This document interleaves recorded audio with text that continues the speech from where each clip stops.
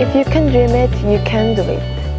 만약 당신의 꿈을 꿀 수 있다면 당신은 이룬 것을 할 수 있다 라고 월트 디즈니가 말하였습니다. 안녕하세요. 저는 용인 한국외국어대학교 부설고등학교 국제과정에 재학 중인 한고은이라고 합니다. 제가 오늘 이렇게 여러분들 앞에서 나선 이유는 바로 꿈에 대한 이야기를 하고 싶기 때문입니다. 꿈이 뭐예요? 라고 묻는다면 다들 대부분 직업의 이름을 말할 것입니다. 하지만 제가 오늘 말하려는 꿈이란 단순히 직업에 국한된 것이 아니라 자신이 되고 싶은 자신의 모습, 이상향, 그 자체에 대한 것입니다. 저희 꿈은 바로 행복해지는 것입니다. 그렇기 때문에 저는 어떻게 하면 스스로가 행복해질 수 있는지에 대해서 많은 고민을 하였습니다. 제가 내린 결론은 바로 저는 제 주변 사람들이, 제가 사랑하는 사람들이 행복할 때 행복을 느낀다는 것이었습니다. 저의 행복은 주변 사람들이 행복할 때 완전해집니다. 그렇기 때문에 저는 어떻게 하면 내 주변 사람들이 행복해질 수 있을까? 라는 질문을 하게 되었습니다. 그리고 제가 내린 결론은 바로 저희 꿈은 모든 사람들이 행복해질 수 있는 세상을 만드는 것이었습니다. 어렸을 적에 저희 버킷리스트에 등장하여서 현재까지도 저희 버킷리스트에 빠지지 않고 등장한 내용이 있습니다. 바로 아프리카에 도서관을 짓는 것이었습니다. 이런 버킷리스트의 내용이 등장한 이유는 어렸을 때부터 저는 유독 책을 읽는 것을 좋아했고 책을 읽는 과정을 통해서 저는 저희 기쁨을 느꼈고 저는 저희 꿈을 찾았기 때문입니다. 그렇기 때문에 저는 제가 이런 겪었던 이런 수많은 즐거운 경험들을 다른 아이들도 다른 사람들도 느꼈으면 좋겠다라고 생각하여서 이렇게 아프리카에 도서관을 짓는 것이 저희 꿈이라고 생각하였습니다.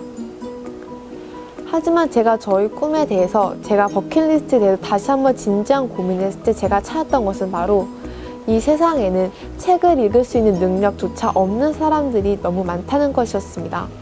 이 세상에 생각보다 문맹인 사람들은 많습니다. 한국의 경우에는 문맹률이 전 세계적으로 낮은 국가이기 때문에 저희는 사실상 문맹이라는 것의 심각성을 잘 알지 못합니다. 하지만 전 세계적으로 가난한 나라일수록 문맹률은 더욱더 높은 편이기 때문에 저는 저희 꿈이 단순한 도서관을 짓는 것, 책을 보급하는 것으로 끝나는 것이 아니라 이런 아이들에게, 사람들에게 책을 읽을 수 있는 능력 자체인 그런 글을 읽을 수 있는 능력을 주는 기초교육을 보급하는 것이 저희 꿈이라고 생각하게 되었습니다. 명확한 진로 계획이 생기자 저는 저희 진학 계획조차 다시 한번 생각해보고 조금 더 꼼꼼히 생각해볼 수 있었습니다. 저는 다른 휴먼북 참가자들처럼 아직 대입을 겪지는 못하였지만 남들보다는 조금 더 힘들었던 고등학교 입시를 겪었습니다. 저는 다시 한번 저희 꿈인 기초교육을 보급하는 것에 대해 생각을 해보면서 저는 국제기구에서 일하고 싶다는 생각을 하게 되었습니다. 기초교육을 보급할 것이면 이왕이면은 더 영향력을 발휘할 수 있는 집단에서 일하고 싶다는 생각을 하게 되었고 제가 고른 곳이 바로 국제기구였습니다. 그렇기 때문에 어떻게 하면은 국제기구에서 일할 수 있을까? 라는 질문을 던져보게 되었고 그에 따라 바로 한국에 있는 대학을 졸업하는 것보다 외국에 있는 대학을 졸업하는 것이 낫다는 판단을 하게 되었습니다. 그렇기 때문에 저는 한국에 있는 고등학교 중에서 어떤 고등학교가 가장 해외 대학을 진학을 잘 할 수 있는지 나와 가장 어떻게 프로그램이 맞는지에 대해 고민하게 되었고 현재 제가 다니고 있는 용인 한국외국어대학교 부설고등학교를 고르게 되었습니다. 그렇기 때문에 저는 중학교 때부터 진학계획을 바탕으로 열심히 준비를 하여서 현재 제가 다니고 있는 고등학교에 입학할 수 있게 되었습니다. 제가 처음부터 또래 아이들보다 조금 더 뚜렷한 비전, 진학계획, 진로계획이 있었던 것은 아닙니다. 하지만 진로계획, 꿈을 바탕으로 진로계획이 생기자 남들보다 더 진학계획을 뚜렷하게, 구체적이게 세울 수 있게 되었습니다. 꿈이 없기 이전이 저는 진로계획이 있어서 조금 더 수동적 태도를 보였다면 저는 저희 꿈이 생기고 나서 진학계획이 있어서 수동적 태도가 아닌 적극적 태도로서 직접 어떻게 하면 나의 꿈을 이룰 수 있는지에 대해서 더 자세하게 생각해 볼 수 있게 되었습니다. 이번 여름에 저는 지나가는 모든 거리의 한 풍경조차 너무나도 아름다웠던 스위스의 제네바에 다녀왔습니다. 제가 스위스의 제네바에 다녀온 이유는 바로 제가 아예로에서 인턴으로서 경험할 기회를 얻었기 때문이었습니다. 제가 스위스에 도착한 첫 번째 날에 저는 동행인이 없이 홀로 스위스 제네바의 길을 걸었습니다. 제가 길을 걷던 도중 우연히 찾았던 것은 바로 UNHCR이라는 난민기구였습니다. 저는 이 난민기구를 평상시에 굉장히 가고 싶어 했습니다. 그 이유는 바로 제가 저희 학교에서 Hearts and Hands라는 난민연구 동아리 회장을 맡고 있었기 때문입니다. 저는 UNHCR을 본 순간 매우 놀랐고 꼭 일단 저기에 들어가 보겠어 라는 생각을 하였습니다. 하지만 예상과는 다르게 저는 거기에 들어갈 수 없었습니다. 첫 번째로는 그 날이 휴일이었기 때문에 많은 사람들이 오지 않았던 것이며, 두 번째로 제가 거기에 갈 수 없었던 이유는 바로 평일에 제가 투어 가능한 시간에 방문을 하더라도 아예로에서 제가 일할 수 있는 시간과 여기서 UNHCR에서 투어할 수 있는 시간이 정확히 겹쳤기 때문에 이번 일정상 사실상 UNHCR을 방문한 것은 불가능했습니다. 그렇기 때문에 저는 UNHCR에 다음은 꼭 가봐야겠다라는 단순한 그런 꿈을 남겨놓고 UNHCR을 떠날 수밖에 없었습니다. 아예로에서 제가 인턴으로서 맡았던 역할은 바로 제 또래의 청소년들에게 아동노동이 얼마나 위험한지, 그리고 아동노동이 왜 사회적으로 해결해야 될 문제인지에 대하여 학생들에게 전반적인 아동노동에 대한 경각심을 일깨워주는 것이었습니다. 저희는 어떻게 하면 최대한 효과적으로 아이들에게 전달할 수 있는지에 대한 컨텐츠 제작을 하는 것이 저희 주된 활동이었습니다. 하지만 아예로에서 제가 인턴 외에 가장 열심히 한 활동은 바로 인터뷰였습니다. 저는 현재 교육부 기자단에 속하고 있는데요. 그렇기 때문에 저는 꼭 이번에 아예로에 일하는 직원분들의 인터뷰를 기사로 적어서 현재 한국에서 아예로를 비롯한 많은 국제기구에서 일하기를 원하는 청소년들에게 여러 가지 정보를 담아주고 싶었습니다. 그렇기 때문에 저는 아예로의 직원분들이 인터뷰를 시작하였고, 그분들 중에서 가장 저에게 인상 깊었던 분은 바로 헐비 아도요브 씨라는 아예로의 시스템 오퍼레이터였습니다.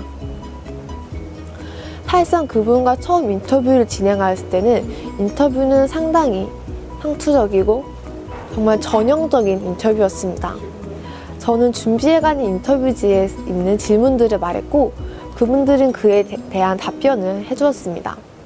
하지만 한 가지 질문이 시작되자 저와 그분이 대화는 단순한 대화가 아닌 소통, 교류 이렇게 발전되었습니다.